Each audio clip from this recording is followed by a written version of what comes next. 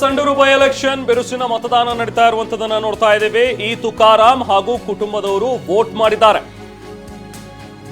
ಅನ್ನಪೂರ್ಣ ತುಕಾರಾಂ ಕೂಡ ಹಕ್ಕು ಚಲಾವಣೆ ಮಾಡಿದ್ದಾರೆ. ಕಾಂಗ್ರೆಸ್ನ ಅಭ್ಯರ್ಥಿಯಾಗಿರುವಂತಹ ಅನ್ನಪೂರ್ಣ ತುಕಾರಾಂ ಅವರ ಮಗ ರಘುನಂದನ್, ಮಗಳು ಚೈತನ್ಯ ಇವರೆಲ್ಲರೂ ಕೂಡ ಬಂದು ಹಕ್ಕು ಚಲಾವಣೆಯನ್ನ ಮಾಡಿರುವಂತದನ್ನ ನೋಡ್ತಾ ಇದ್ವಿ. ಕುಟುಂಬ ಸಮೇತರಾಗಿ ಆಗಮಿಸಿದಂತಹ ಈ ತುಕಾರಾಂ ದಂಪತಿ ಇವತ್ತು ಮತ ಚಲಾವಣೆಯನ್ನ ಮಾಡಿದ್ದಾರೆ. ಈ ತುಕಾರಾಂ ಅವರಿಂದಾಗಿ ತೆರವಾಗಿದ್ದಂತಹ ಒಂದು ಕ್ಷೇತ್ರ. ಸೊ ಇದರಲ್ಲಿ ಈಗಾಗಲೇ ಅವರ ಪತ್ನಿಯನ್ನೇ ಕಣಕ್ಕಿಳಿಸಿದ್ದಾರೆ.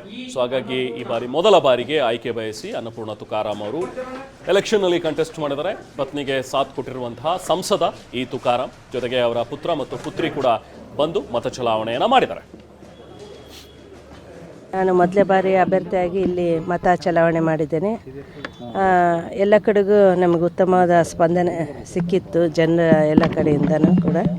ಇವತ್ತು ಬೆಳಗ್ಗೆನೇ ನಾವು ಬಂದು ಇಡೀ ನಮ್ಮ ಕುಟುಂಬ ಸಮೇತರಾಗಿ ಇವತ್ತು ಮತವನ್ನು ಚಲಾಯಿಸಿದ್ದೇವೆ. ಮುಕ್ತ ಮತ್ತು ಶಾಂತಿಯುತ ಮತದಾನಕ್ಕೆ ಎಲ್ಲರೂ ಅವಕಾಶ ಮಾಡಿಕೊಡ್ಬೇಕು. ಯಾಕಂದರೆ ಸಂವಿಧಾನಬದ್ಧವಾದಂಥ ಈ ಒಂದು ಚುನಾವಣಾ ಪ್ರಕ್ರಿಯೆಯಲ್ಲಿ ಎಲ್ಲರೂ ತಪ್ಪದೇ ಭಾಗವಹಿಸಬೇಕು.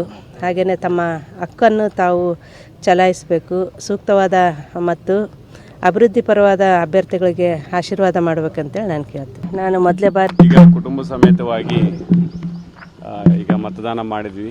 ಖುಷಿ ಆಗ್ತಾ ಇದೆ. ಸಂವಿಧಾನದ ಒಂದು ಆಶಯದಂತೆ ಇವತ್ತು ಎಲ್ಲರೂ ಕೂಡ ಉಪಚುನಾವಣೆಯಲ್ಲಿ ಮತದಾನ ಮಾಡ್ತಾ ಇದ್ದಾರೆ.